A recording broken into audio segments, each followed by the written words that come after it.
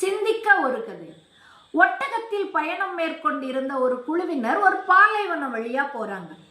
இப்ப இரவு நேரம் ஆயிருது. அந்த பாலைவனத்திலே அவங்க தங்கணும்னு சொல்லிட்டு முடிவு செய்து அங்கு சில கூடாரங்களை அமைக்கிறாங்க.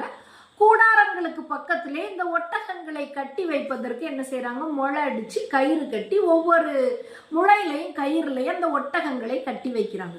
கடைசியா ஒரே ஒரு ஒட்டகத்தை மட்டும் கட்டி வைப்பதற்கு முளையும் கிடையாது, கயிறும் கிடையாது. இப்ப இந்த ஒட்டகத்தை கட்டாம விட்டோம் அப்படின்னு சொல்லிட்டு சொன்னா ஒட்டகம் இரவோடு இரவாக எங்கேயாவது போயிரும் அப்படின்னு நினைச்சு அந்த ஊரில் இருக்கக்கூடிய தலைவர்கிட்ட போய் ஆலோசனை கேட்கிறாங்க. அவர் இவங்க சொன்ன விஷயத்த கவனமா கேட்டுட்டு சொல்றாரு, ஒண்ணுமே செய்ய வேண்டாம், முளை அடித்து கயிற்றில் ஒட்டகத்தை கட்டுற மாதிரி நீங்க பாவனை மட்டும் செய்யுங்க, அந்த ஒட்டகம் எங்கேயும் போகாத அங்கேயே இருக்கும் அப்படின்னு சொல்றாரு. அந்த தலைவர் சொன்னதை முழுமையா நம்பிட்டு அவங்களும் அவர் சொன்ன மாதிரியே செய்யறாங்க. என்ன ஒரு ஆச்சரியம், காலையில பார்த்தா அந்த ஒட்டகம் அந்த இடத்த விட்டு அசையவே இல்லை, அங்கேயே இருக்குது.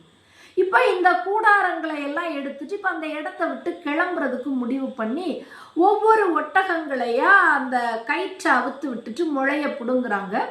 கடைசியாக இந்த ஒட்டகத்தை மட்டும் எழுப்புறாங்க. அந்த ஒட்டகம் அந்த இடத்த விட்டு அசைறதா இல்லை.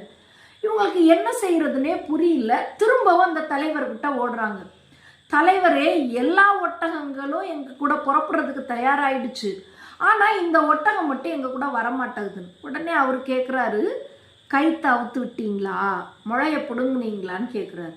உடனே இந்த மனிதர்கள் சொல்றாங்க, அது எப்படி ஐயா, நாங்க அதுக்கு முளை அடிச்சு அதை கயிறுலே கட்டவே இல்லையே அப்படின்னு. உடனே அந்த தலைவர் சொல்றாரு, முளை அடித்து அதை கயிறுல கட்டின மாதிரி நீங்க பாசாங்கு செய்தீங்கல்ல, இப்ப திரும்பவும் போய் அந்த கயிற்றை அவிழ்த்து விட்டு அந்த முளைய புடுங்குற மாதிரி பாசாங்கு செய்யுங்க அப்படின்னு சொல்லிட்டு சொல்றாரு.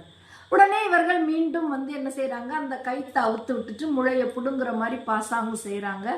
திரும்பவும் ஆச்சரியம், அந்த ஒட்டகம் இப்ப எழும்பி மற்ற ஒட்டகங்களோடு நடக்க ஆரம்பித்து விடுகின்றது.